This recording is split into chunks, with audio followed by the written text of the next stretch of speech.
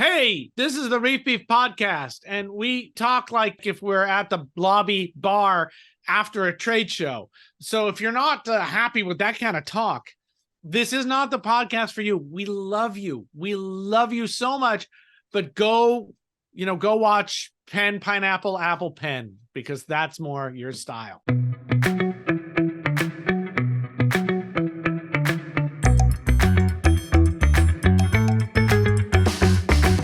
Today on the Reef Beef podcast, my name is Rich. And my name is Ben. We are going to be talking with Russell Kelley about the online Coral ID workshop that's coming up. We're also going to talk about some refractometer stuff.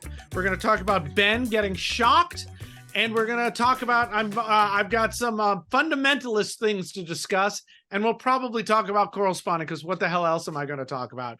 This episode of the Reef Beef podcast, RBP, is sponsored by saltwateraquarium.com, Champion Lighting and Supply, and powered by PolypLab. Ben, what is this?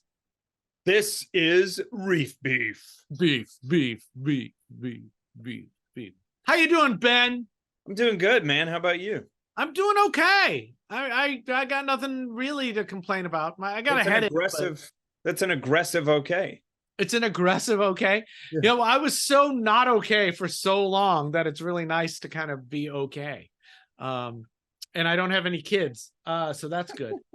And my kid's coming home, though. I'm going to see my kid, so that's exciting. I have a refractometer that I wouldn't get any other type of refractometer. I've been using it for years, and it was recommended. It was recommended to me. I believe it was you recommended it to me, and then the recommendation came from Boomer. Yeah. Boomer William Wing is the chemistry kind of genius. And we've always threatened to do I've threatened to do a podcast with him where I translate what he says into English, because he's awesome and crazy, and he let me drive his car. Okay, he's sort of like Boomhauer, so he is a force of nature. He knows of a different color. He knows stuff. If you got a question about carbon, talk to Boomer. If you got a question about refractometers, ask Boomer. Okay. So it's VG Scientific, and I guess their company name is spelled out phonetically. It's like VEEGEE, VG Scientific. They make all sorts of instrumentation, but they make this great refractometer, and it's called an STX3. But I use the heck out of it all day long. Well, on a refractometer where there's a ring around the body and it holds the prism, the plate that comes down on the refractometer. So the prism is in the triangle part of the refractometer. Okay. Here, I'll show you, because I got one right here. Yeah. Oh, I wonder what brand it is. VG. Wait, you don't remove that sticker? That's the first thing I do. I have two of them. I never even thought of that. I wonder if that's what makes it harder for me to read. Could be. I'll get rid of that. Okay, but it allows us to advertise for them very nicely. Yeah. So they're that's about $110. The refract. What part? The part sticking. The part that has an erection. This part. Yeah. That's just the cover plate. Well, I know, but it's crazy because even the guy, I talked to like the production manager on the phone, and it has a name. It's like O bracket with, and they call it a prism plate. Yeah. So that makes sense. Fair enough, because the prism's inside of it. Right. So it does have an O bracket, which is around the outside here. Yeah. And it's called that because it's shaped like a W, and they wanted to screw with, it's shaped like an O to go over the roundness of the refractor. And the prism is the part below it, the heavy part that does all the work. And then they call it a prism cover plate. And that's what keeps your water in place, so the light can go through it and you can see what's going on. So what happened is I grabbed it, and I swear I didn't drop it. I keep it in a little waterproof Pelican case where I put foam in there. So in case I do drop that it's cushioned in there. But the part where the prism plate hinges onto that holder, I guess the plastic just got weary. Well, I had grabbed it and I put a drop on there and closed it, looked through it, and it was all sorts of wonky. And I was like, what the hell? And then I pulled it away from my face and looked at it, and the little plastic bracket had sort of come off there. So I went and ordered another one off of Amazon, because here's the deal for me as a business. Like, I've accidentally left it at people's houses before, and so on and so forth. And I can't not have that when I'm out in the field. So I just got a second one as a backup. If one of them goes down, I have to have that. I've been in a situation before where I was in the middle of a water change, and I had a messed up refractometer and no other secondary to do anything. And I just had to, that one was scary, because I just had to fudge where I thought maybe the salinity was. At least it was just a small water change, but it really scared me. And I was like, I got to have another refractometer in case. But anyways, I called VG Scientific, and I spoke to one of their people on the phone. He was a production manager. It was a real good dude. And so he just gave me he emailed me the part number and everything. I ordered it, already got it. So It came already. yeah, because it's a very small part.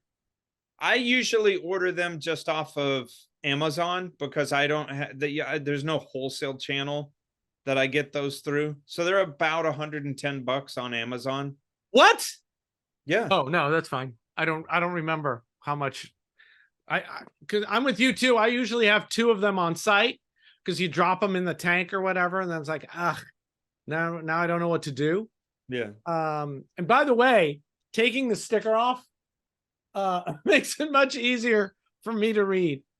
That's crazy. I do warn you though, because when you take the sticker off, it gets that like smudgy greasiness off. And so I'll take a soft thing like my shirt, and I'll get the smudginess off. No, that's ridiculous. Oh, a pro would never use their shirt to get the smudginess off of it. That's not better than a scratchy towel. What I'm not doing right now. Piece of sandpaper. Yeah. I tried one of those. They make the prism cover plate with the LED built into it. That would be nice.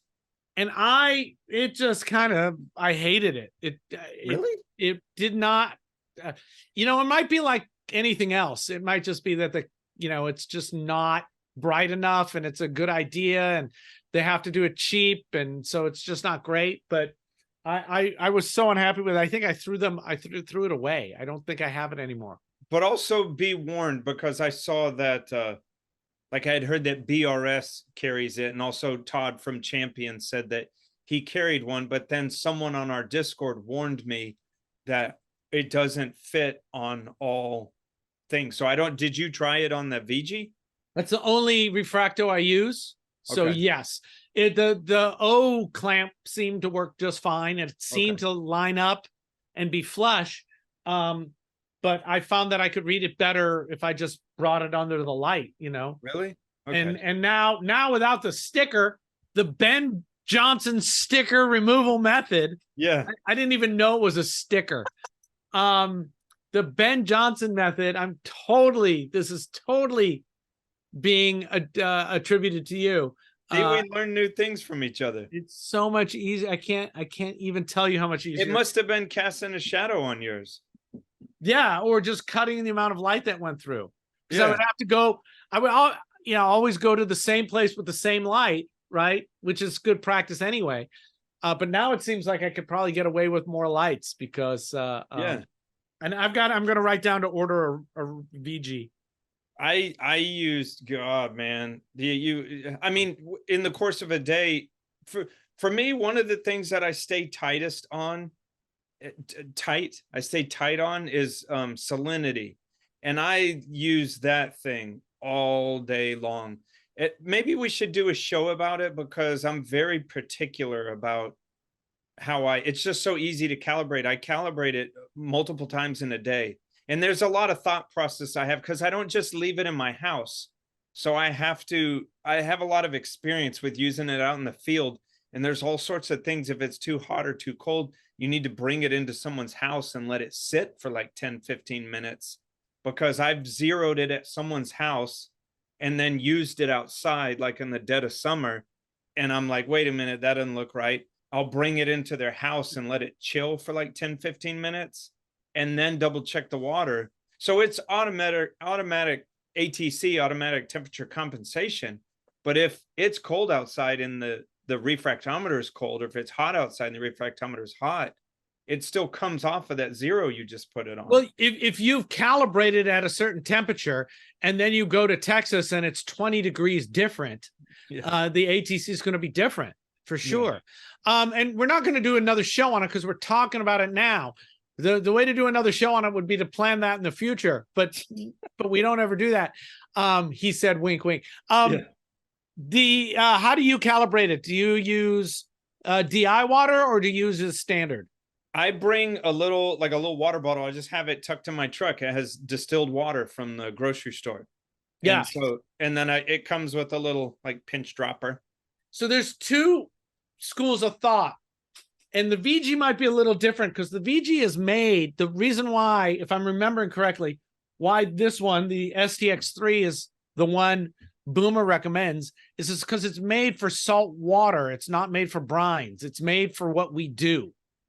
But there's two schools of thought on how to calibrate a refractometer. You can use, calibrate it to 0 with DI water, or you can use a seawater standard and calibrate it to 35 or whatever the standard is, right? And the idea is that's a big range, 0 to 35, right? So the idea is to calibrate your device as close to the range that you're going to use it in, because that makes more sense, because then it's calibrated closer to what it's actually being used for. It all sounds so straightforward and obvious to me, but I keep reminding myself that things are not obvious until they are obvious.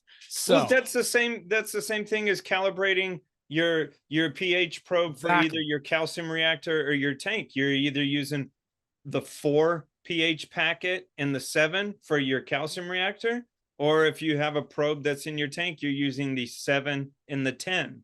Exactly. That's exactly right. So, however, what I've found with the salinity standards available to us in the hobby is I end up squinting at them.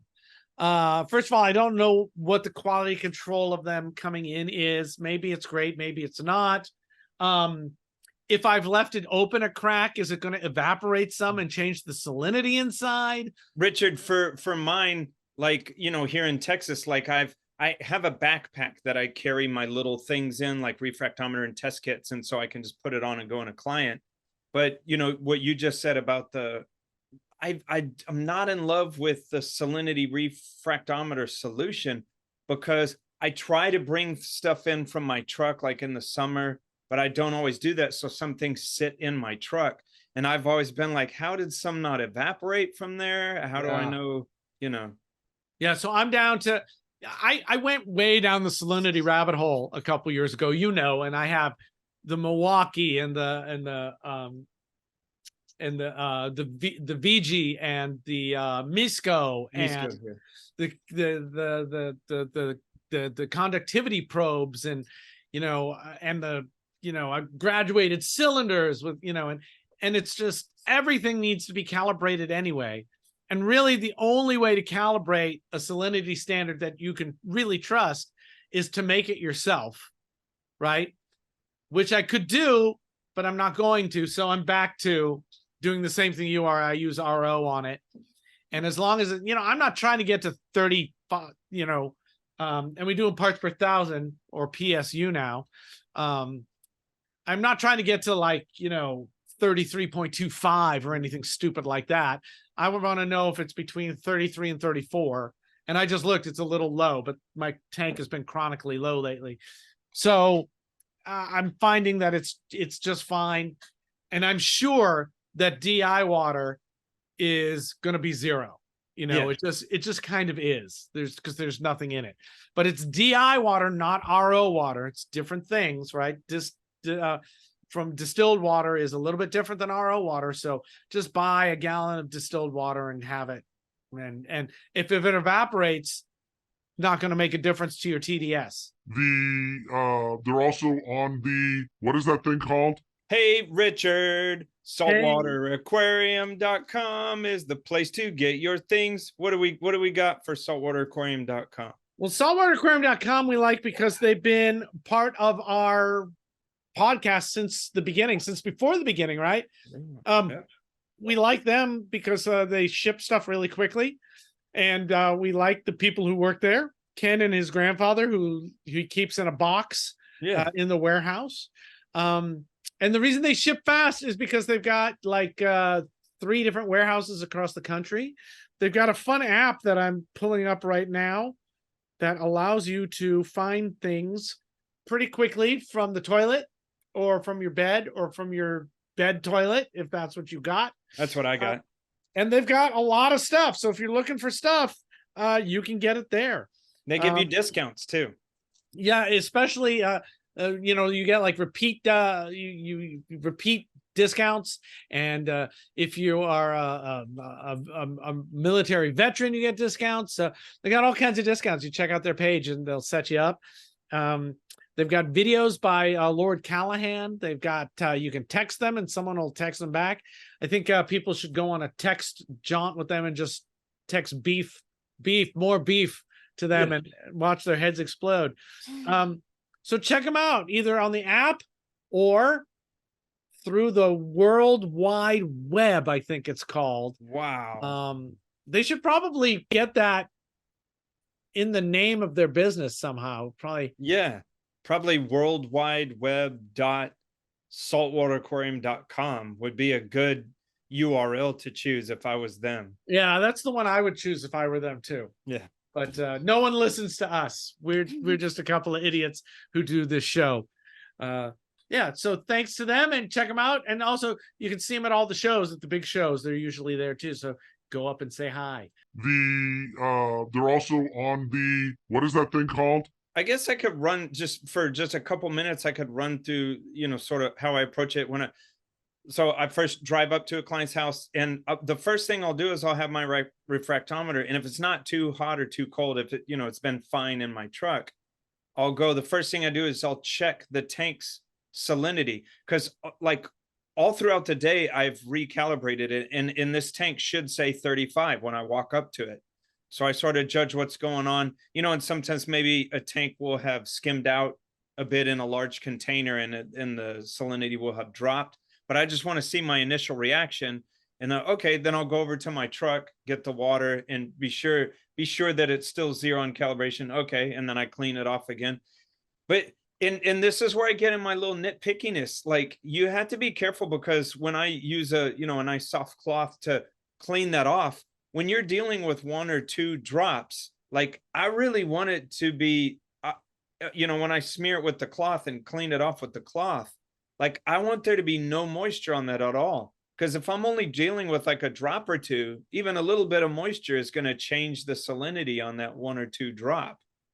So I don't know. This is me being nitpicky, and my solutions are just real fast. Just make sure it's really clean and dry, Yeah, I mean, but that's super easy. That's the thing we talk about a lot. If it's easy, you're going to do it, right? And then you calibrate it with a little screwdriver, right? Yeah. If you change it, right? So the calibration is easy. I don't. No. That's one thing I like about the VG. Oh, the that's VG right. has the ring.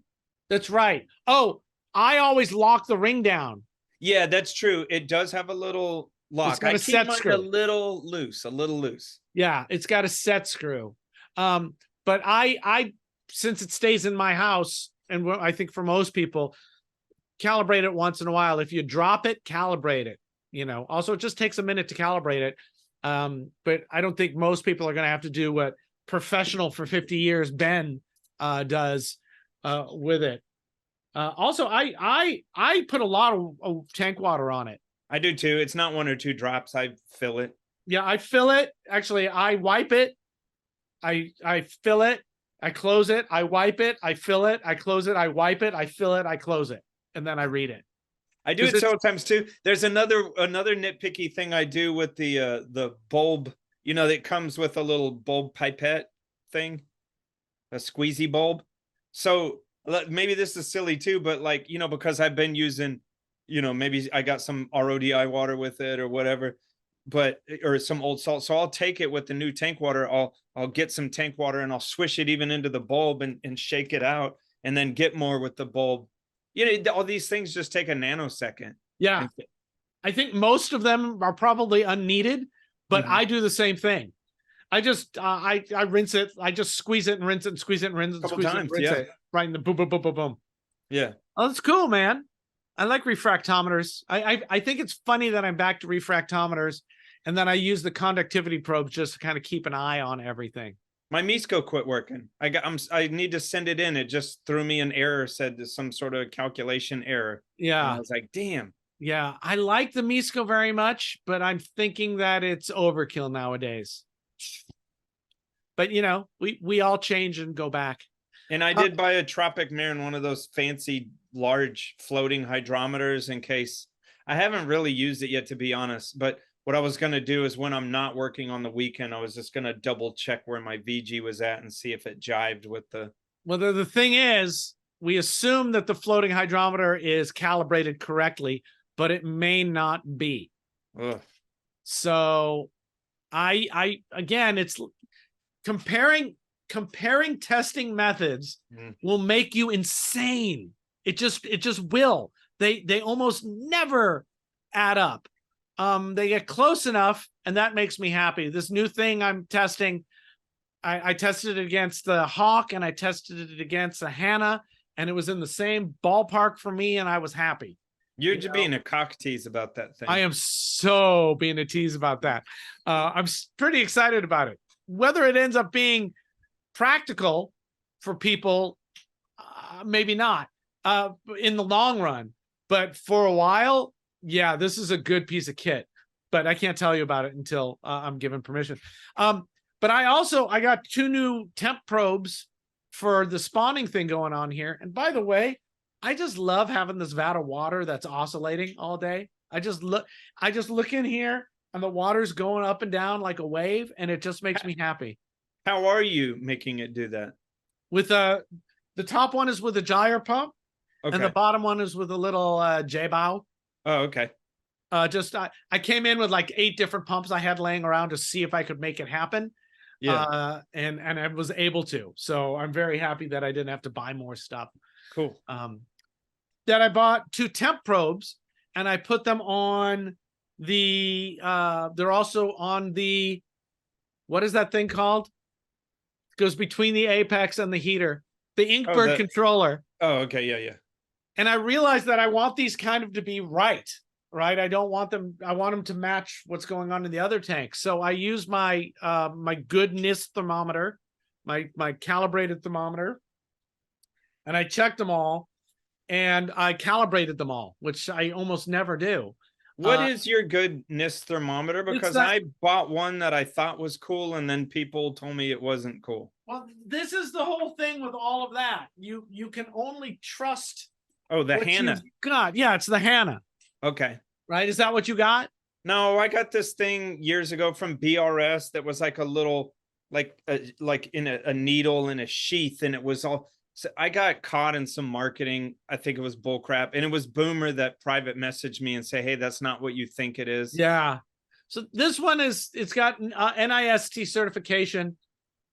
So I'm hoping it's good. It's a nice thermometer when you need to check. When I think I have that one too, and I think it says the same thing as that thing that I got, that thermometer. Like technically, you can send it back to NIST once in a while, and they can zero it for you. No one's going to do that. I don't think so. So I calibrated the Inkbirds and the temp probes, and it only took a second.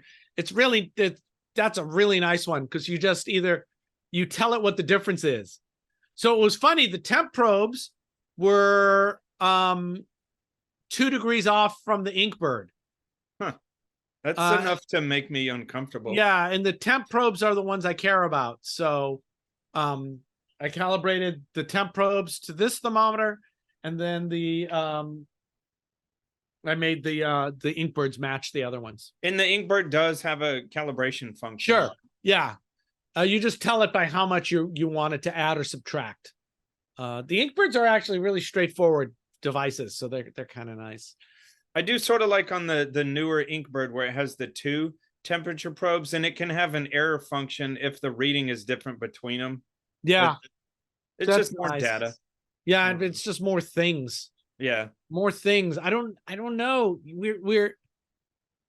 The hobby is so.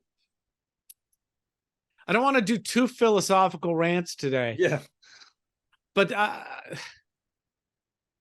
hobby is just like every other hobby, right? The hobby is not here. The grander hobby is not here to make you to support the hobbyist. Other hobbyists are really here to support the hobbyists. And the people selling things are kind of there to help the hobbyists. There's some that are really there to help the hobbyists. But in general, They're trying to sniff your wallet. they're trying to sniff your wallet, man. And you can't be upset about that because that's their job. I mean, but it's the same in every other hobby and every other thing I've ever done. You know, in glass blowing, you first get into glass blowing, you don't know what you're doing, and you buy all this crap because you hope it'll make you better, and it doesn't, because the thing that makes you better is time and practice, right? And then you've got this box of crap that you never use again. It's okay, I learned on it, it was fun, right? You got kiting, that's even crazier, because, you know, everyone's trying to sell you their gear. What kite do I need? And what board do I need? And what bar do I need? And as a beginner, you have no clue what you need. And so you go through a bunch of stuff, and eventually years go by and you actually systematically test different things for you at the place you ride, and you learn, oh, this makes me feel better. This allows me to be more productive here. And so then you can make a choice. And then you have boxes and boxes of crap that you bought because you thought it was going to help you when you didn't know what you were doing. As a martial artist, if I only have the right uniform or the right color belt or the right target or the right sparring gear, it's going to make it doesn't. Then you have boxes of that crap because you tried all that different stuff as well. And there was one more hobby that I had that I thought of that I was going to say about it. Well, let me throw in one, because I remember 30-something years ago when I first got into mountain biking, and me and a buddy at the same time, and so there was an older dude that we were friends with that because we got into it because, like, y'all get a mountain bike, let's go. And we were like, we worked for a summer to save up enough, you know, and I come from a meager background, and so did my buddy. And it's like, look, I'm not going to buy, I'm sure it would help me, but I'm not going to buy a Cannondale. Like, I don't want to go to, I've always been skeptical. So I didn't want to go to a mountain bike store and have the salesman tell me, because I'm just wary of salesmen, because I'm a salesman. And so I asked my buddy, but like, you know, hey, where do I land? I don't have a lot of money, but I want something that's good enough, but not so crazy that what if I don't like mountain biking? I just blew $1,000. And I think it was a giant, like an entry-level giant. And at that time, it cost me like $400, which was enough for me to like save up for a summer of a shitty moving job to buy this bike and be happy with it, but not enough to where if I ultimately decided I didn't like the mountain biking experience, I didn't buy a fucking Cannondale and not like it. Yeah. I did something similar with the guitar. I used to play electric guitar, and my dad had gotten me a Fender Squier for a birthday, and I took guitar lessons. I got decent at it. I took all the money that I had, that I'd worked for like a long time, and I bought a very expensive Jackson. Well, and I loved it, double humbucker and all this, and I loved it. But 2 years later, I ended up quitting playing guitar, and it was like a $1,500 mistake on my part. When I'm feeling not good about practicing bass, I want to buy more stuff. And it's not more stuff. It's fucking sit there and do it.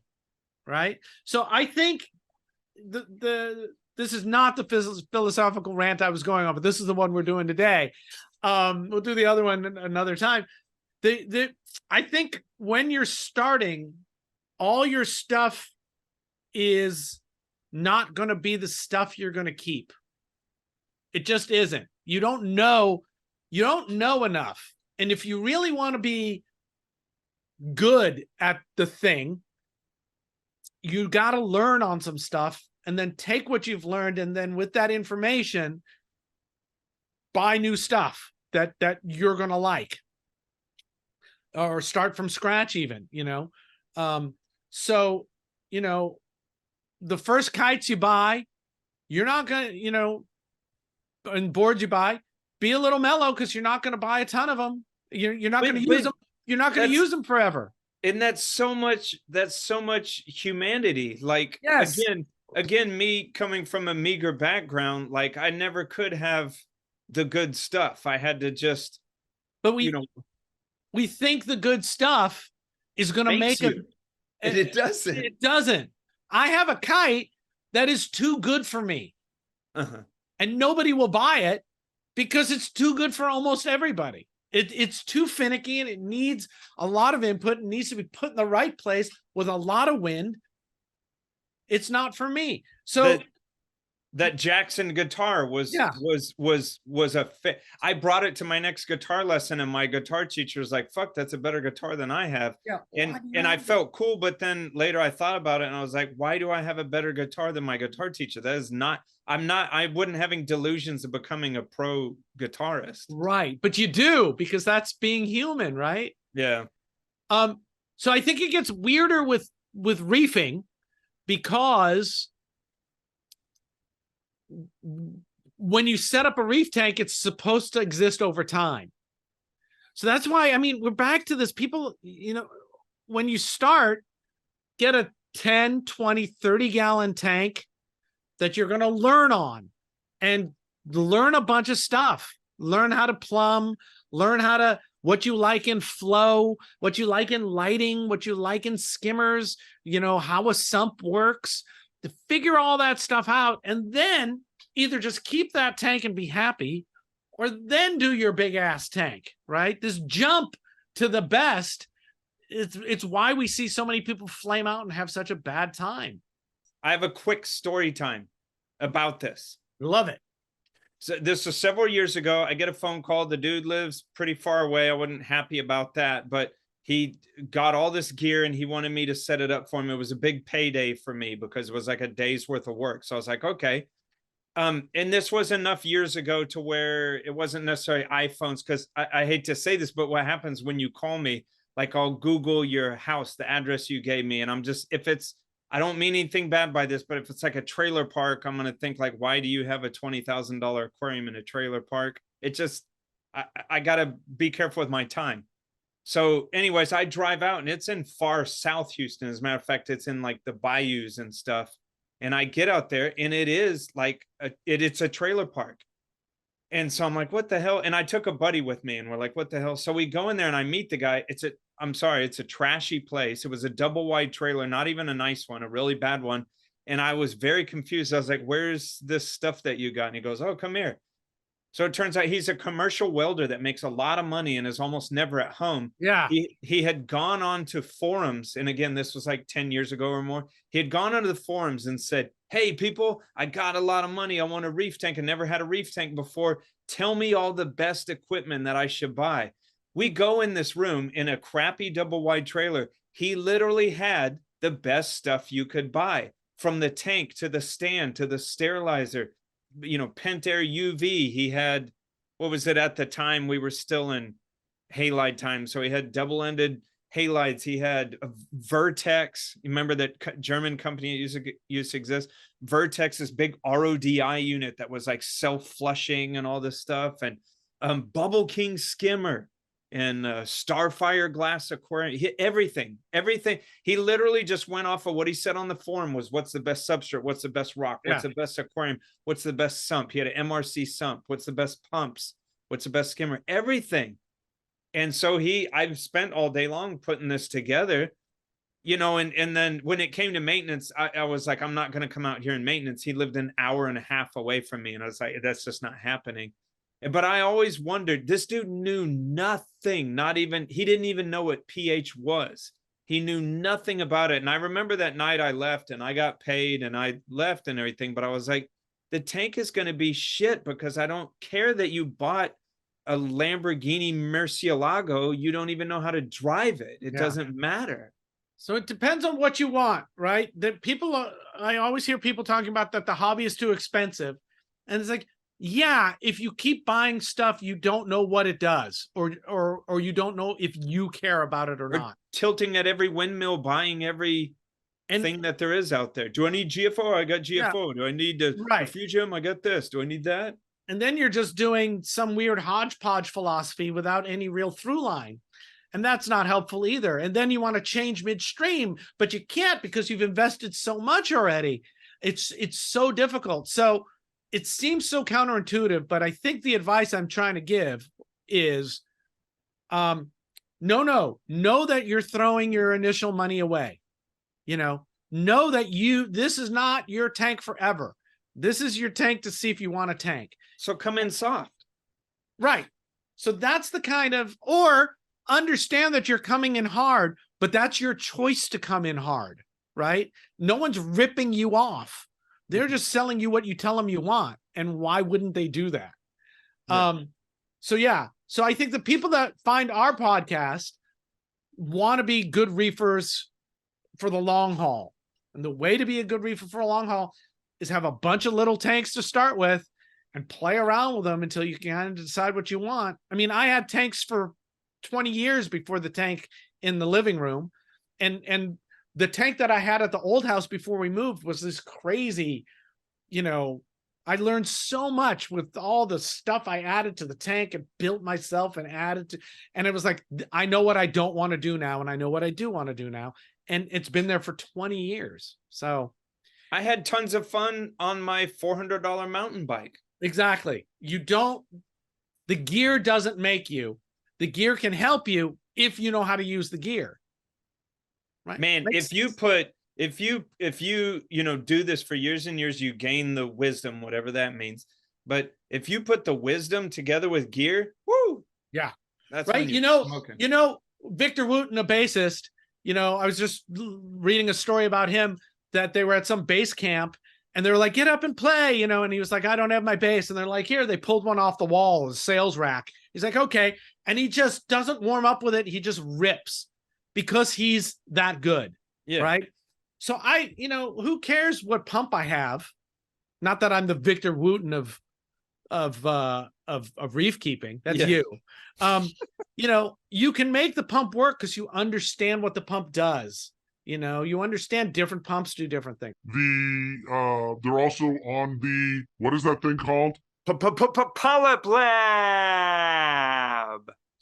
We are powered by PolypLab today. Powered by PolypLab TV, right here, Reef Roids. And not only is this part of my feeding regimen, I think that the powdered foods, I am adding 5 grams of powdered food to my system a day. I measured the other day. And Reef Roids is part of that and is part of how I raise baby corals, but it's got the name Roids in it. And the name Roids makes me aggro. And I guess roids could be good or bad depending on the kind of roids. Either way, I like this food for what it does. They've got other products as well. Go check them out. PolypLab. You can be powered by them as well. They've got Genesis blocks. They've got photo things. Right? Don't you? You have some of those too, right? Yeah, I just got one in this last order. The photo corrective lenses, so your tank doesn't blow out.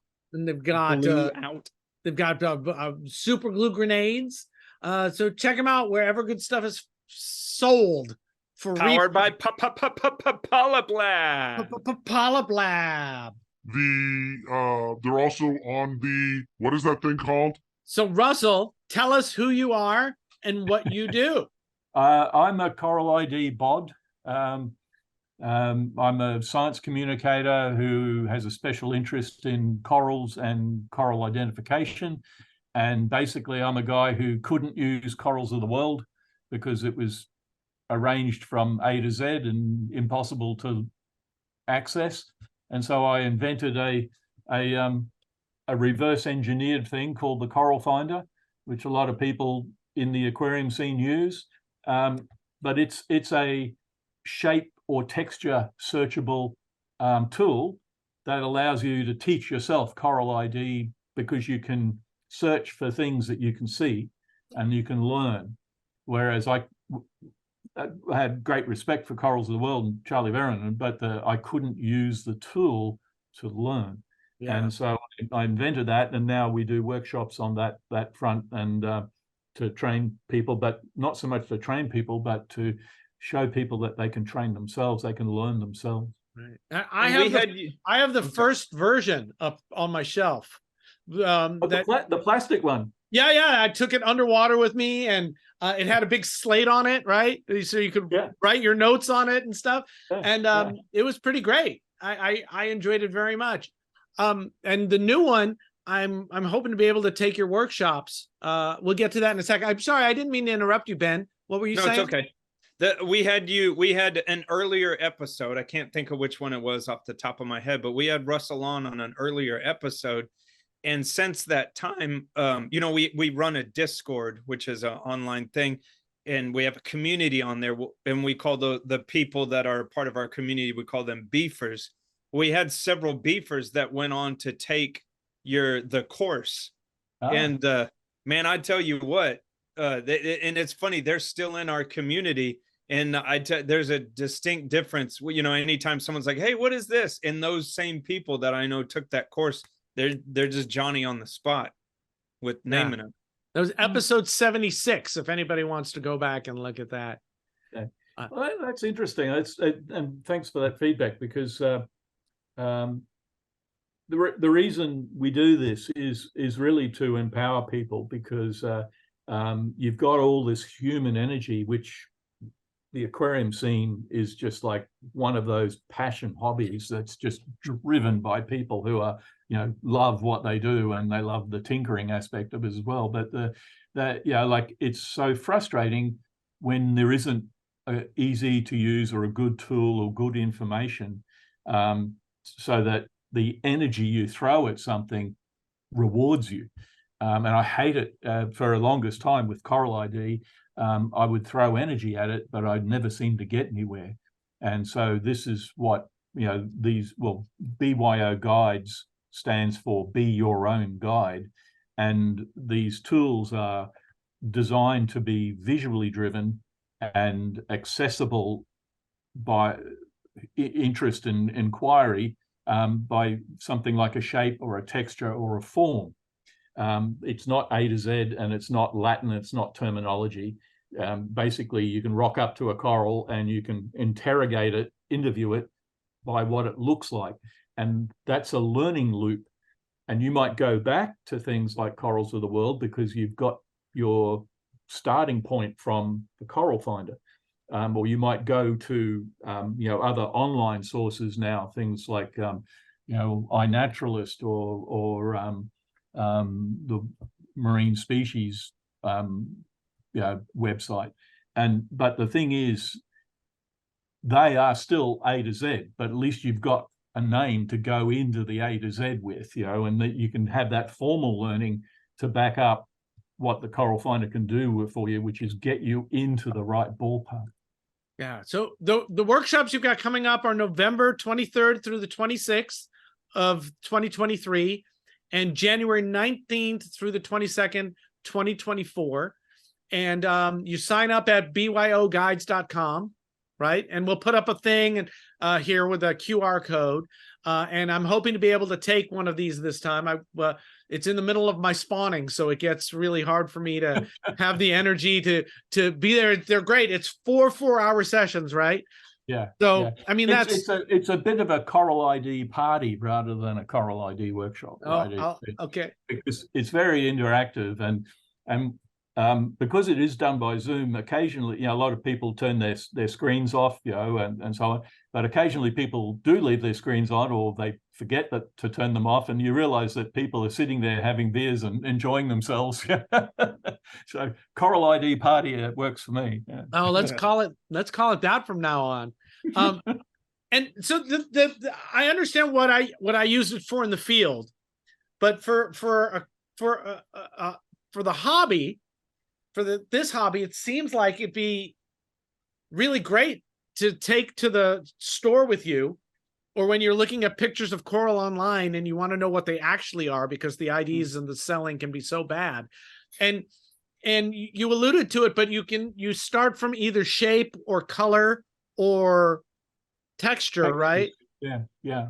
And, Growth forms, textures, and also lifestyle. Like, so a coral that is solitary versus one that's a colony, or a coral that has its tentacles out during the day, that's a lifestyle. And so you can search by lifestyle. So all the corals that do that are gathered together in a hierarchy on a page, so just on a few pages, and they're compared and contrasted.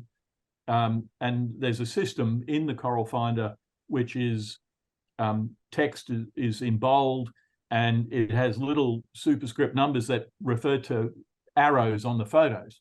So tips, as we call them, yeah. So when you read the short description, because there's not much room in the Coral Finder, there's just a paragraph you have to read, and the bits are in bold, and the little tip arrows on the photos are telling you what to look for. And so you go, oh, it should have this, this, and this, and then you can look, and you go, right. And then the ones you might be contrasting it with, you look at their tip arrows, their key characters, and you go, it hasn't got that. It hasn't got that. And so you building confidence, and you're having reasons for your IDs. And this is the important thing, is to, like with corals, there are so many things that kind of look quite similar.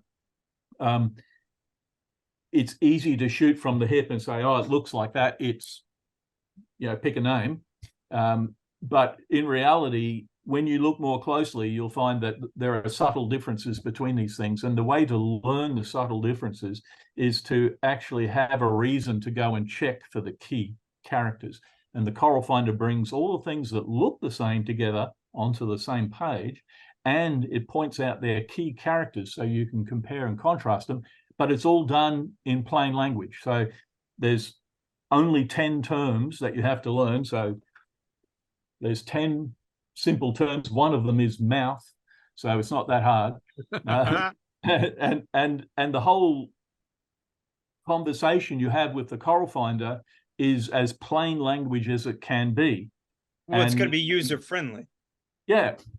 And then the end result is that you get a coral genus. But the thing is, and people might go, well, I want to learn species. But the reality is that the best way to learn species is to learn to recognize the genus, because the genus is like a bucket for species, right? They're all, like all the dogs are in a genus, and they're different species, or sorry, that's dogs are a bad example. But you know what I mean? Yeah.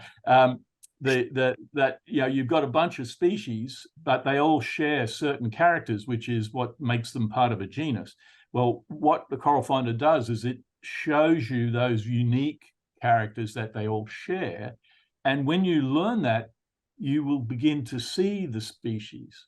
And that's the thing. It's like seeing the code in the matrix, right? You kind of like, it takes a while, but once you see the code, you develop superpowers.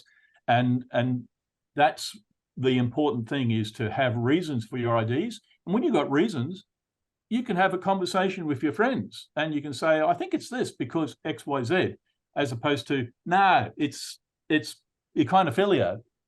Done. No, we can actually sort of, together we can have that conversation. We can learn, and all sort of get a bit better at it, which is the mission. In your guide, can a single coral have a couple different pathways to it? Like, here's an example: Heliofungia. It's going to be sitting solitarily, but it's also got large tentacles. So can you get there both ways? Exactly. So you could just, if it didn't have its tentacles out, you could go, hey, it looks like it's free living. It's just sitting on the bottom. I bet if I turned it over, but if it's got its tentacles out, you go down the large daytime tentacles pathway, and you end up at the same answer. And there are some corals that you can get to like 4 or 5 different ways using the Coral Finder. And it's that thing that just makes it so user friendly. And what happens is, like, sometimes you go, well, I get the Coral Finder's logic, which is what those 10 terms are about, sends you to a lookalike page. So these are pages of things that answer a question, which is at the top of the page here. And I have to just read this one. thin plates, vases, or tiers. And so only things that have thin plates, vases, or tiers are on that page. But like if you say, oh, it looks like that, but I'm not really convinced. Well, you take the name and then you go to the index at the back and you find it in the index and you go, oh, that thing is actually on all these different pages. And so you can problem solve, you can reverse engineer things. And it means that if the Coral Finder gives you a hit, but it's not a perfect match, it'll let you jump around inside the system. And there's, I don't know how many photos in this thing, like well over 1,000 or something. It'll let you find a better option. So it's very forgiving like that. Yeah. Whereas if you ever done it the scientific way, which is like dichotomous keys, and you have these branching decisions and it's all Latin, and you decide I'm going to go down that path and that's it. It's all over if you're wrong. With the Coral Finder, you can. There's things for academia, but then there's things for, just scuba divers or hobbyists or just the average person to understand what they're looking at without feeling intimidated from some big thing meant for a marine biologist. And all the people where I live, it's a marine sort of science town, they all do the same workshops. That we do them obviously in person because they're local, but the grappling with the problem, it's just too big to keep all this stuff in your head. What you need is a user-friendly first step for people to learn the basics. And from there, they'll eventually you sort of graduate from the Coral Finder, but you still don't keep all this stuff in your head. At some point, what you want, you keep the Coral Finder around because it's a quick way to get in the right ballpark and jog your memory, or that weird rare thing that I've only ever seen once in 10 years. The Coral Finder will help you get back to that thing. Now you don't have to have it all front of mind all the time. Is it mostly based on Great Barrier Reef or the Coral Sea or the Indo-Pacific? I mean, is it usable in the Caribbean? Yeah, afraid not. It's an Indo-Pacific guide, and it would just be very confusing if we mixed them all together, which is funny. If you ever go to the Corals of the World website, all the Caribbean corals are all mixed up in amongst the Indo-Pacific corals, and there isn't sort of like a lot of pointers to remind you that that's the case. And there's so many fewer corals in the Atlantic. That I find that the ID issues in the Atlantic and Caribbean are easier to approach because there's just fewer options. I mean, but you go to Indo and there's what is it, 500 species or 600 species of hard corals, and well, that was last time I looked. So that's got something to do with it. So maybe there's it's again in that environment, in that situation, it's overwhelming. A lot of people just throw their hands up and say this is too hard, and it's not that it's too hard. It's just that it's unfriendly, and the purpose of what we do with BYO guides, like we have another book which my mission in life is to try and be more friendly, to communicate scientific information, which is just there. It just needs to be packaged in a friendlier way.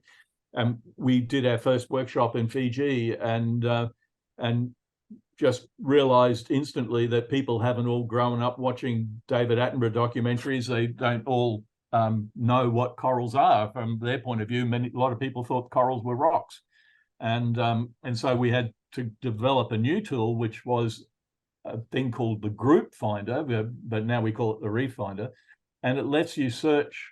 Like there's an index there to tentacles, all the shapes of tentacles that you might see on a typical dive or on a reef, and so you can search by holes, you can search by spirals, you can search by shapes, and it just lets people get past that first step of all this unfamiliar very interesting but totally unfamiliar gunge that's sitting on the seafloor, you know, on a typical coral reef. Yeah.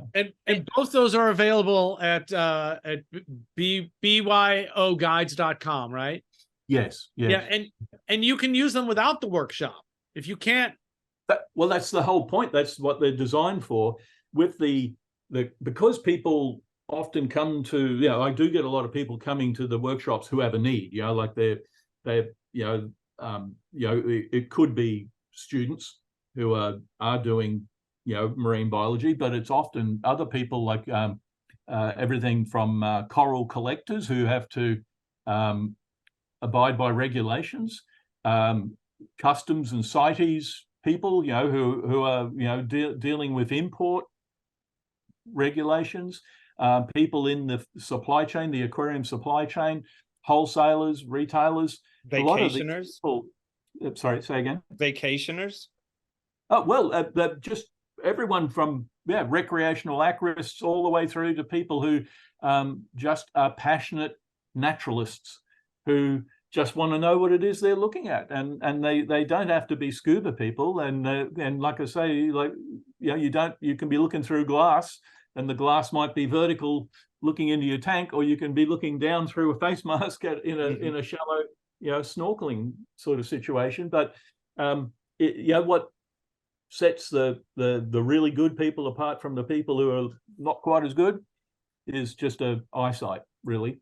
And attention to detail. If you're one of these kind of people who can see detail and focus on detail, they are the people who, you know, kind of are just ahead of the pack a little bit. And you know, we had a guy in Fiji who had like never been to school, had worked in a clam farm for 30 years, thought the corals were rocks, and didn't know how to use, you know, never seen a computer, and he got 0 out of 15 for the prior knowledge quiz, and he got 15 out of 15 at the end because he had incredible eyesight.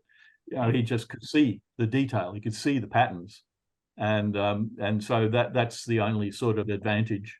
Like getting old glasses is means I guess he eats a lot of carrots. Prescription face masks for Russell now. Yeah. I got bifocals because my reading's gone, so I got bifocal face mask, and it's I brought when I was checking for spawn, I just brought several magnifying glasses so I could crack and get right up on it and see, because from here it's like I don't know if there's eggs. They're also on the, what is that thing called? Champion Lighting and Supply is the best place to go. So I got a box, and Ben also got a box, so we're opening the box live here. The first off, that shredded cardboard is the bomb. That's what you want. That's how they do their packing. They take old cardboard boxes, they run them through a machine that shreds it up like this, so you're not getting plastic. So we love that. What else is in this box? Reef beef stickers. Reef beef. Yeah. It's got vanadium, what corals crave. Yeah. And he put another roll of stickers in here. Oh, these are the Reef beef pride stickers. Yeah. And he's got this thing. It's a Reef Factory Dosing Pump Pro. Oh, it looks like a toaster. Which I want to play with. I'm excited about this. What else is in this box? A thing I can't show you. And the most important is a bag of Chico sticks and bit of honey, because we talked about them on the show. I had an episode where I made fun of bit of honey and Chico stick, and he sent them to me because I just did an order. And you know what? I guess I should do this on air, as I feel like a fool because I ate one of these Chico sticks and they're not bad. It's just what I had in my head is horrible candy. Did you eat a bit of honey? I didn't, because it looked like, first of all, I'm diabetic, and second of all, it looked like a type of candy that would rip your fillings out. Dude, these are fresh bit of honeys too. I think bit of honey gets a bad rap because they would sit around for 100 years and then you'd bite them and your whole face would crack. Those are fresh out of a bee. They're chewy and delicious. And if you order from Champion Lighting, ask them for bit of honeys, and they'll have to put some in your bag. They're so good. And I don't want to hear this diabetic crap. Eat these. Okay, I'll have one. Okay. All right. All right. Champion Lighting. Thank you, Check Todd. them out at Champion Lighting. They're also on the, what is that thing called? I love the idea of somebody in the States rocking up to getting a shipment and going to Fish and Game and rocking up with your guidebooks and going, oh no, this is what it says it is. I love that idea. Oh, I know of several scenarios where because when I worked at the zoo, like we used to be close with the local game warden, but there were several scenarios where there was arguments between store owners and, you know, Fish and Wildlife or customs or all that about something, and things got confiscated. There's not a whole lot you can do when the government steps in, but you know, it's like, wait a minute, I've got the guide.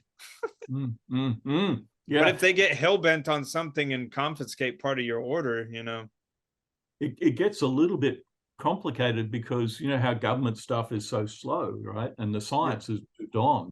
So from the time they actually made those regulations, the science is, because there's been a lot of molecular stuff, and what the Coral Finder does is it's giving you the latest. You know, it's like right up to date with the latest name changes from the science, and it's a tricky world for coral collectors and retailers and wholesalers to be in, because they are just basically trying to honestly respond to the law. And the law says that this name is restricted and these aren't, but the names are changing. And so, but, you know, the people who are kind of working at the coalface of that, you know, they're not reading the scientific literature, nor are they, you know, getting updated training on a, you know, annual basis or something like that. So you've got people, you know, who just to keep the system, the wheels of the system going, knowingly have to use names that are not right. Yeah. But they're the names that will go through the system. And it's not quite sure whether to wake the bear, if you know, or wake the dog, you know, because don't do it. The wheels are falling off. Don't do it. I had a shipment last year that came in and they had reboxed it in the boxes that it came in from. So it came into LA. They reboxed it in the box that it came from Australia, and they sent it up to me, and I had a huge problem getting it. Just a quick nothing flight in the same state here. But because the box had stuff on it that looked like it was coming from out of the country, they gave me all kinds of grief, and it took 3 or 4 hours. They didn't want to give it to me. So and it had already cleared customs. Oh yeah, and it was like there's no customs. You what are you talking about? This came from LA. This is in the same state. And this is well, it says coral, so it's got to be inspected and it's got to have paperwork. And I said, that's not true. And you know, and the guy was just doing the best that he knew how to do. And he finally, you know, called people and they were like, no, that's fine. It's not. And then they tell you, you know, I've heard of this scenario before. Then they tell you stuff like, well, then when can I get it? And they're like, well, probably tomorrow, the next day. And you're like, no, that's not how it works. They're dead. Yeah, I need that now. They do deserve a decent burial. Yeah. Yeah, and I feel for the inspectors, because they, you know, they're just as underpaid and understaffed as everybody else. And like Russell was just saying, they're dealing with information that's 5 years old at least, you know, about what they're allowed to bring in. And so they're just trying to do what they're supposed to do. There are some that like get power trips and are jerky, but a lot of times they're just trying to do what they think they're supposed to be doing.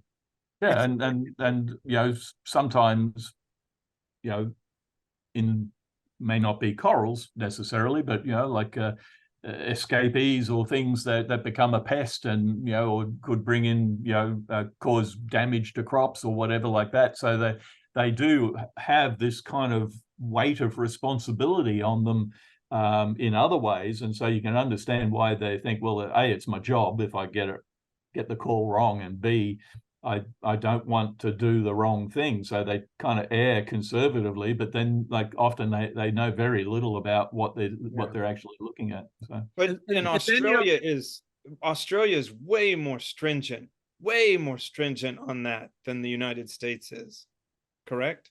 Well, for things coming in, now you look at Australia's perspective, it's an island, and its vegetation and animal fauna, is been on this evolutionary trip for 100 million years, and so everything in the animal sense, everything is a marsupial, except for the things that could fly here like bats.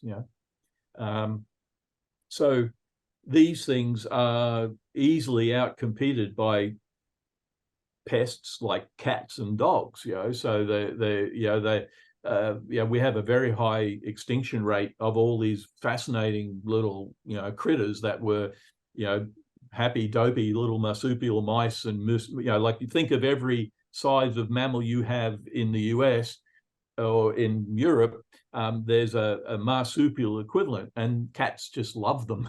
They just eat them, and they're naive to competitors. So we've got to be very careful about that. But then also we are also blessedly free of diseases for crops and stuff. So like we don't have foot and mouth in Australia. So we take that very seriously. Likewise, people may have heard of varroa mite, which is the thing that gets onto honeybees, and it causes massive reduction in the efficiency of crops, the beehive production. That's just got into Australia, and it's just going to wipe out the honeybee industry in Australia, or make it like only 30% as efficient as it used to be, and we were free of that for 100 years. So everything's very iffy about customs here, very, very sensitive. And for people in the States, that ship has sailed for us. We were bad about it for long enough that it doesn't, trying to stop. I mean, we still want to stop pests from coming in, because it's better than not, but boy, oh boy, are they already here. And it's the reason why it matters so much, I think, in Australia is because it is an island and it is more isolated, and it's not as peopled by Westerners for as long as other places in the world. And it's things like your local nursery, just this pressure that's been there to, we need to have new plants for the summer season, and so there's this pressure to import things. And like recently, 5 years ago, I went to a conference in Hawaii, and then a couple of years ago, just at the end of COVID, I think, I went to New Caledonia, which is out in the Pacific from Australia. And what did I see? But I live in a bush block here, so I've got a couple of acres of land with a forest, and the same weeds, invasive weeds that we have here, were all over Hawaii. They were all over New Caledonia, and you just realize that the great wanderlust of biodiversity is just slowly being chipped at everywhere you go, and eventually it's just going to be the survival of the meanest, most ornery, most toxic, most pigeons and cockroaches. I was like with humans, really. Yeah. I was just in Madagascar, and that whole feeling, I was so struck by how much invasive stuff is there that I didn't realize was invasive. It's because people went to Madagascar, it's only been populated for 1,000 years by people at all. But every colonizer who came just brought a ton of stuff that they wanted with them and just planted it. So now there's cactus everywhere, and it's not endemic, but it's everywhere. There's sisal everywhere. There's everything everywhere. The only thing that they don't have they don't seem to have a cat problem. I don't know how they've avoided a cat problem so far. Maybe the fossa eat all the cats, but but it was when I realized that the cactus that we had been seeing everywhere on the island was invasive, I was just kind of blown away. It's like, wow.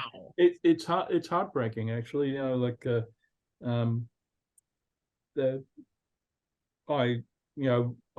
a geologist by original training, but I clearly had interest in zoology, and I did as much zoology along the way as I could. And I remember in the the 70s and 80s being taught about the coral. Not they didn't call it the coral triangle there, but they called it the center of biodiversity. Yeah. And many years later, I worked as a filmmaker and went to Indonesia to film proboscis monkeys and pygmy seahorses, and doing natural history for documentaries. And there was nowhere you could go to film some amazing natural thing that you couldn't hear chainsaws in the background. And it was very poignant, very sobering, because you realize this is going on 24/7, 365 in these countries. So between that and the absence of any regulation at all regarding imports and exports and so on, it does you do feel like there's a bit of a sunset going on in the great mystery of life, and luckily my geology background says that it's okay. There's plenty of time left in the system. The whole thing will, when humans are gone, it'll all work out. Something new will come from it all, and it'll be amazing again. So that's how I keep my spirits up. Good what for you. We'll be here to enjoy it. Well, enjoyment, that's tricky, isn't it?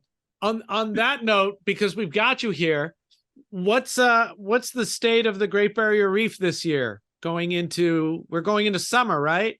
And making the rounds again has been another report, or maybe it's the same report for a couple of years ago, talking about how the coral cover is as high as it's been in a long time. And although that seems to only be acros, so it's not really the hearts of the reef. But can you give us an update on what's going on coming into spawning season?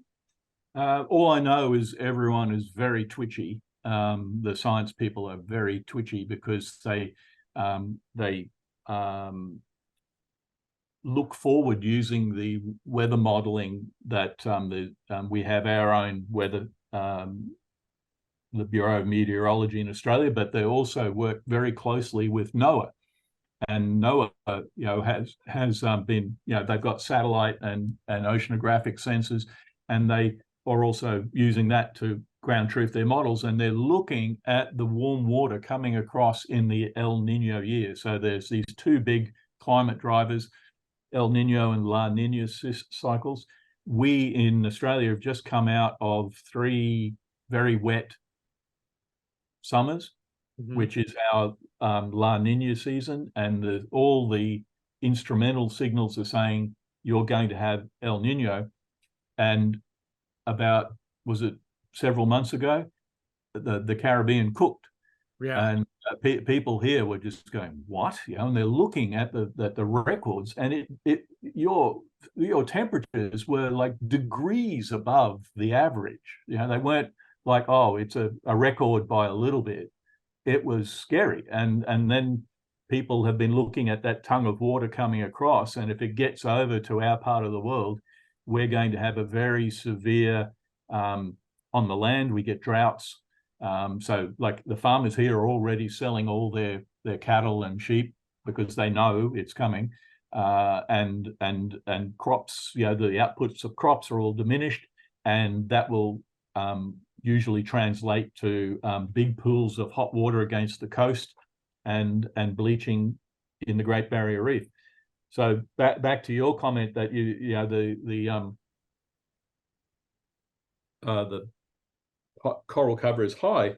It's high, but it's a cover of weeds. So the acros and montes and things like that, fast growing, and they're pretty. So that keeps the tourism industry happy. They say the reef's looking as good as it's ever looked 5 years after those big bleaching events.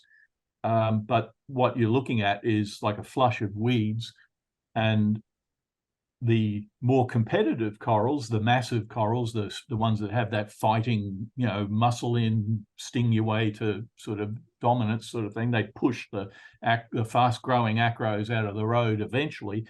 They need decades to do that. And that's what makes a reef interesting. And that's what makes a dive interesting, is that, oh, wow, there's this big thing here, and then there's all these pretty, little branching things there. And then, oh, look at that huge mound of plates of Pachyceras, and you go over here and there's something that's been there for 600 years.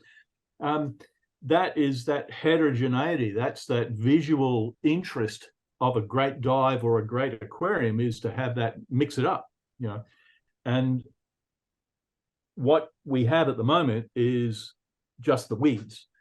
And so what we need is some time off from being bleached every few years to let the specialists grow into the system, and hopefully they don't get exterminated. But they're still there actually, but they're down deeper, because the bleaching tends to be really severe down to about 10 meters, and then less severe to about 15 meters. Can you translate that to feet for me? Yeah, 30 feet. 10 meters or 30 feet, 15 meters be 45 feet. Yeah. And then the genetic information for a lot of these specialists is still down deeper, and so they can reseed and reinvade from depth. But it doesn't help that the hammer is coming down more frequently now. It's sort of every 4 or 5 years there's another bleaching event that extends, like, for great, like, latitudinally, for great stretches of the Great Barrier Reef, which is 2,000 kilometers long. And if you have a bleaching event that extends for sort of 1,000 kilometers, you can do the miles. 600 miles. I should have got. I can't filter that out, but it just means that now we're really the pressure is on to make sure that we are able to somehow respond to these events. And at the moment, that's what Reef Restoration Adaptation Program is about in Australia and other places. They're looking at kind of breeding heat adapted corals, so that they can put them out if society deems that that's what we need to do. So they're developing them, but they're not going to release them. They're only going to release them if we have to. Yeah. I like that it's calling restoration and adaptation, because restoration keeps giving people the wrong idea, and people seem to get confused. Why, if we're doing all this work to restore the reefs, why aren't they being restored? And it's like, well, that's only part of the picture. It's well, you think about it, most of the very well-intended, good-natured, passionately delivered reef restoration is growing acros from broken fragments that they found. They call them fragments of opportunity, corals of opportunity, and they encourage them to grow, and then they let them extend, and you see these fantastic sort of results of people saying, look, we've taken all these little frags, and now we've got great trees of acros and stuff that we can allow to integrate back into the reef system there. But it's all, most of this stuff, because it has to be, is all done in very shallow water and will be wiped out by the next bleaching event.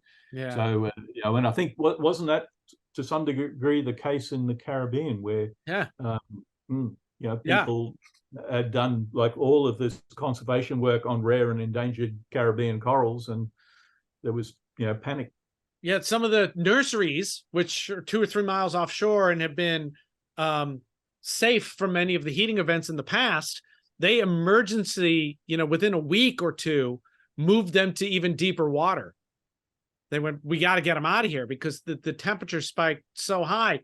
My analogy with it is, if the orphanage is on fire, the solution isn't to keep putting orphans back into the orphanage in different kinds of flame retarded pajamas. You can keep doing that, and you can keep saying we've got more orphans. The orphan numbers are way up with so many now, but it's not, it's not going to last. I think people don't really want to face the idea that that the heat is coming and it's not stopping, and that it's not just the heat, it's the storms are coming too. And reefs they're great at bouncing back, but if you hit them over and over and over again by too many things, it's going to break the camel's back.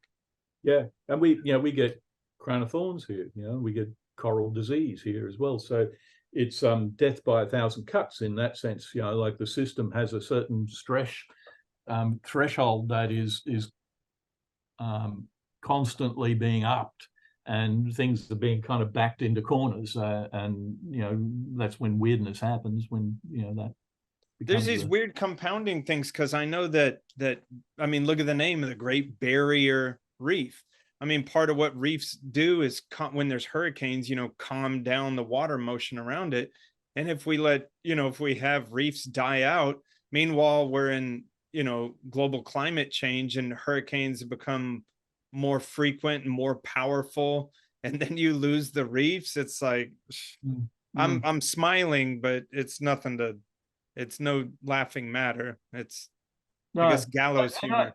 I don't feel like the reefs are going to sort of be like just sort of disappear as such. Right. They'll just be different, and that for me, because I've just been a diver for so long, I do have memories of how things have changed, and it's that, for want of a better word, heterogeneity. Like the mixture of the specialists, the aggressive specialist corals, which tend to have those big, massive, thick, massive growth forms.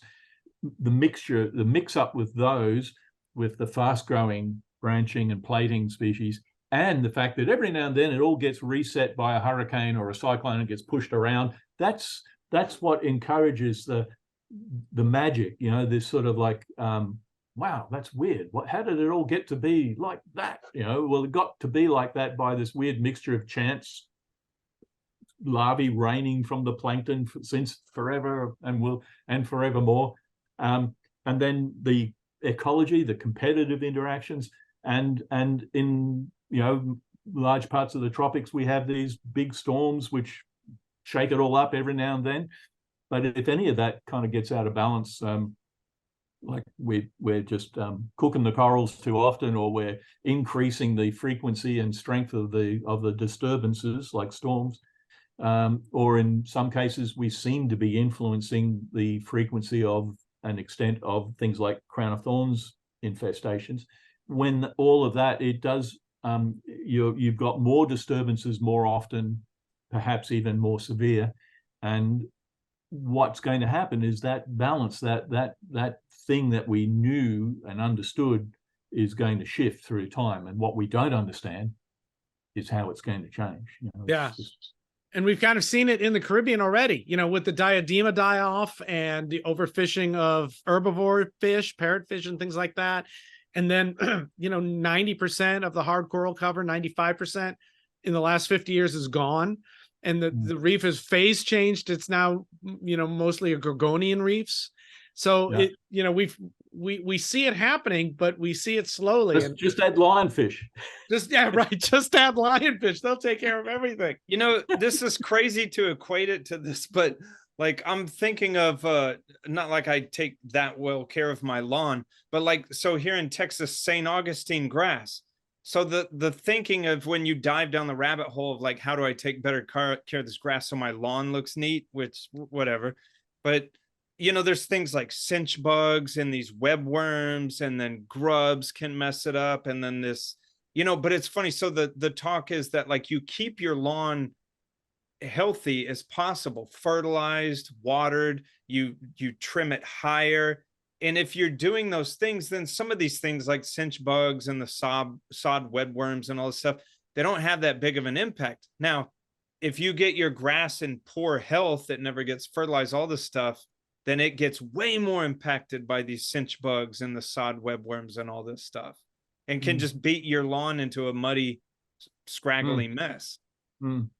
But the interesting thing about that is that kind of knowledge often comes, not from research and science, but comes from the energy of enthusiastic amateurs who are poking and prodding, and they're scientists in their own way, and that's what I love about the aquarium world, is that you've just got this incredible untapped energy, or they're tapping into this energy to tinker with these things, and like you guys grow corals just as well, probably better than most of the science world, so it's a huge contribution coming from that space, and there's a lot to be learned in that regard.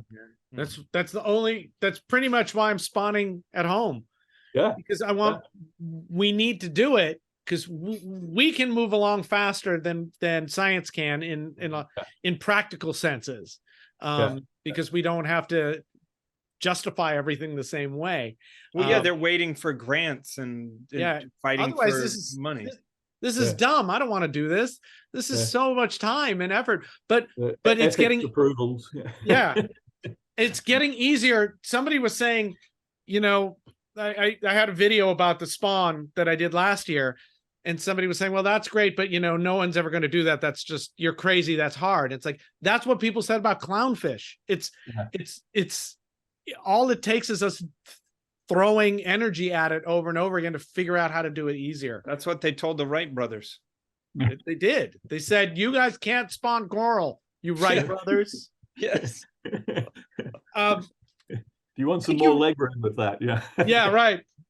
Russell, thank you so much for your time, and thank you so much for doing the online workshops and for the guides. Is there anything before I take us out, is there anything you want to tell people that we didn't say? Just one thing. There are 2 workshops, and I know your audience might, for the moment, because I'm sure you're hell-bent on world domination, but for the moment, you're sort of a North American audience. But we have workshops January 19 to 22, 4 hours, 4 days, 4 hours. They're good for North America, South America time zones, and East Asia and Australia. So what's fun about these workshops is that you just have people from all over the world dropping in because of the particular time zones. We then run another one in November 23 to 26, which is good for, again, Australia, Central Asia, Europe, and Africa. So like I said, it's a global Coral ID party when you sign in, and it's kind of fun. But it's all on byoguides.com. Yeah, so go to BYO Guides, order the guides, because the guides are worth having even without the workshop, and then check the dates of the workshops and see which one actually has the times that's going to make your life better. Yeah, well, actually, you get the guide as part of the workshop, right?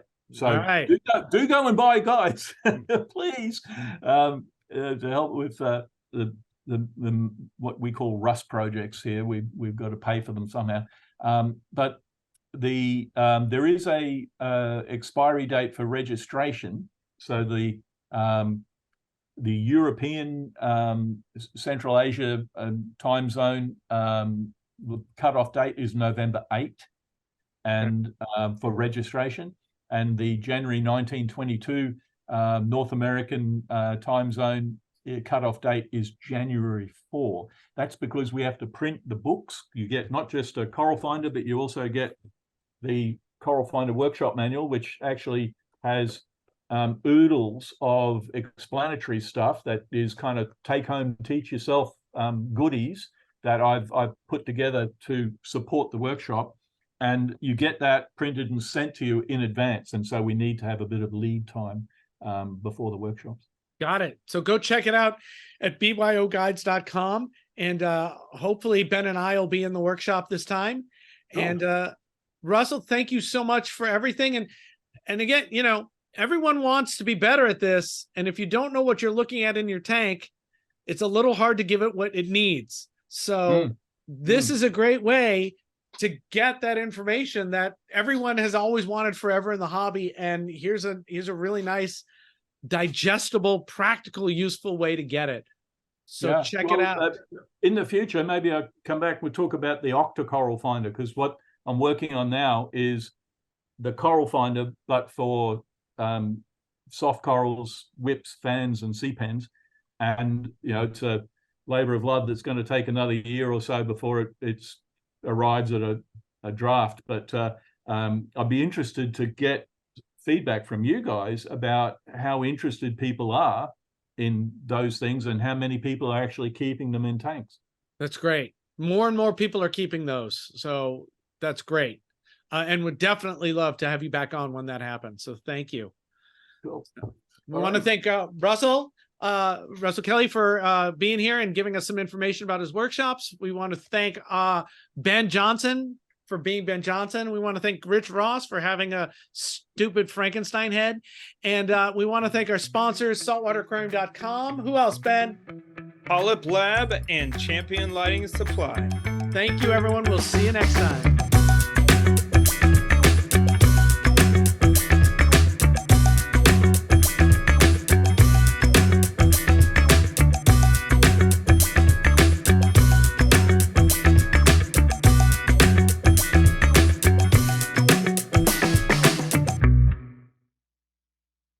Do you need a visit from the little beluga? What's his name? Bobby? Billy? It depends on my mood. Billy Beluga? Depends on the mood. Just pouncing on the beluga. Before we let you tell us who you are and get going for real, the picture that you have that showed up on Zoom before you started the video, it's a picture of you in front of some resort. Oh, yeah. I say that's in Lembe. Ben says it's in Texas. Where would you tell where? Galveston. Sabah. Sabah. So, yeah, Malaysian Borneo. Yeah. Yeah. Okay. Yeah. That would have been my third pick because they all look exactly like that. Which is great. It's the land of big jetties. Yeah, yeah. Every village, every little place has a big long jetty that goes out into the ocean, and then I always remember that particular place because we did a dive, and we at the end of the jetty they just had like stairs that go down, and you could literally put your gear on the stairs and just fall into the water. Went down, and this huge electrical storm came over the hill, and suddenly, like there's just bolts of lightning, which you could see lighting up the reef. And we just did our dive, and it was wonderful. And then we came back up the stairs, and it was just this torrential, tropical, equatorial downpour. Just one of the most amazing experiences. Yeah. Oh God, I've got to tell you my version of that story, and it may have been in the actual same place, but who cares? I go for an evening dive with me and a dive master and some other person. That's it. And at this place, they didn't care if you dove alone, right? So I got bored of watching them look at sand. And so I start swimming around, and I'm going, wow, they're using their flash an awful lot. Wow, that's a bright flash. How can I be anywhere? And I look up and I go, they're nowhere near me. And I come up, and it's a gale. It's not a little pretend storm. And this was one of the ones where the jetty lands at the village, but you're in those bungalows over the water. Yeah. And it's one of those that is connected by long connectors, right? Connecting paths over the water.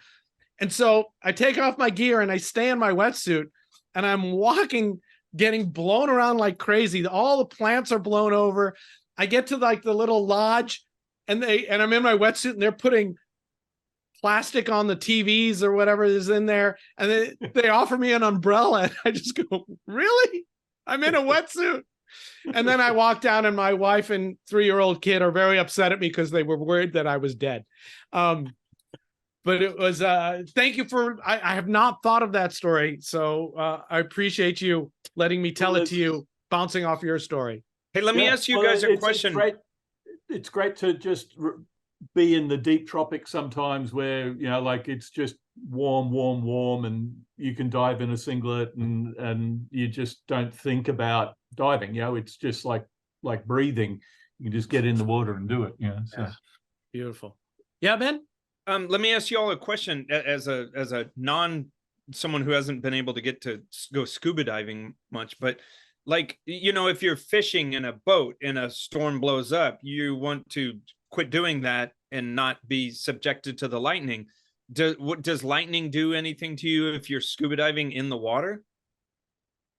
No, you just think about the person who's sitting in the boat feeling pretty vulnerable. I think that's about as far as it goes. Yeah. I'm pretty sure once in the Philippines, we saw some lightning strikes from the not from the boat, but from the resort. And we were watching them hit the water. Mm. And I imagine if you're diving underneath a lightning strike, you might be sad. Yeah. But I think the general thought that I've always had is hopefully by the time you come up, the storm will be gone. Yeah. Yeah.